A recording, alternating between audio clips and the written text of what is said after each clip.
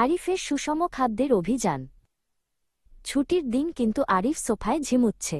তার প্রিয় ফুটবলটা পাশে পড়ে আছে, কিন্তু তার খেলার কোনো উৎসাহ নেই। তার বড় বোন মিলা তাকে দেখে চিন্তিত হয়ে পড়ল। মিলা তাকে জিজ্ঞেস করল, কি হয়েছে আরিফ, তুমি আজ এত দুর্বল কেন? আরিফ দীর্ঘশ্বাস ফেলে বলল, আমি জানি না আপু, আমার একদম শরীরে শক্তি নেই। মিলা মৃদু হেসে বলল, আরিফ, তুমি কি জানো শরীর সুস্থ আর সবল রাখতে আমাদের কি দরকার? শুধু পেট ভরে খেলেই হয় না, আমাদের দরকার সুষম খাদ্য। আরিফ অবাক হয়ে তাকাল। মিলা তাকে রান্নাঘরের দিকে নিয়ে গেল, যেখানে ঝুড়িতে অনেক রকমের রঙিন ফল আর সবজি রাখা আছে।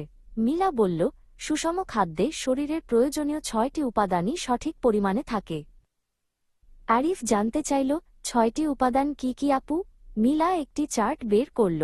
সে বুঝিয়ে বলল, আমাদের খাবারে থাকতে হবে শর্করা, আমিষ, স্নেহ বা চর্বি, ভিটামিন, খনিজ লবণ এবং পর্যাপ্ত পানি।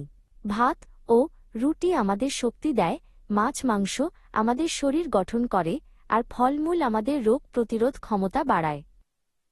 মিলা একটি থালা সাজাল। তাতে ছিল অল্প ভাত, এক টুকরো মাছ, ডাল এবং প্রচুর সবুজ শাকসবজি। সে বলল, দেখো আরিফ, এটাই হলো সুষম খাদ্যের তালিকা। এই থালায় সব উপাদান সঠিক মাপে আছে।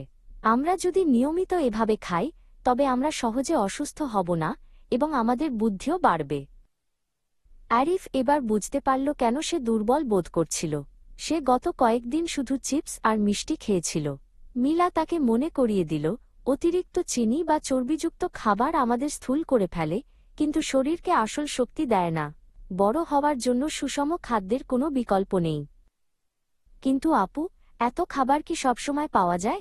আরিফ প্রশ্ন করল। মিলা বলল, সবসময় সব খাবার পাওয়া যায় না, তাই আমাদের খাদ্য সংরক্ষণ করতে শিখতে হবে। খাদ্য সংরক্ষণ করলে খাবার পচে নষ্ট হয় না এবং ক্ষতিকর ব্যাকটেরিয়া জন্মাতে পারে না। এতে আমরা সারা বছর সব ধরনের পুষ্টি পেতে পারি। মিলা আরিফকে বাড়ির ছাদে নিয়ে গেল। সেখানে রোদে কিছু আম এবং মাছ শুকানো হচ্ছিল। মিলা বলল, এটা হলো রোদে শুকিয়ে খাদ্য সংরক্ষণের একটি প্রাচীন পদ্ধতি। এভাবে রোদে শুকিয়ে চাল, ডাল বা মাছ অনেকদিন রাখা যায়। এতে খাবারের জলীয় অংশ কমে যায় বলে পচন ধরে না।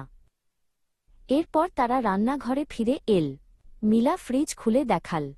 সে বলল, আরিফ, ঠান্ডা জায়গাতেও খাবার ভালো থাকে।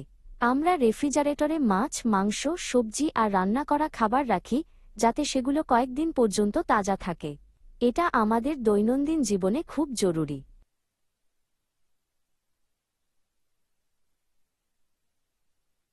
মিলা তাকে আরও কিছু সংরক্ষণের পদ্ধতি দেখাল। সে বলল, লবণ দিয়ে বা চিনি দিয়েও খাবার রাখা যায়, যেমন নোনা ইলিশ বা ফলের জ্যাম। আবার টিনজাত বা বোতলজাত করেও আমরা ফল, সবজি বা মাংস অনেকদিন ভালো রাখতে পারি। আরিফ মন দিয়ে সব শুনছিল আর ভাবছিল সে আজ থেকে তার খাদ্যাভ্যাস বদলে ফেলবে।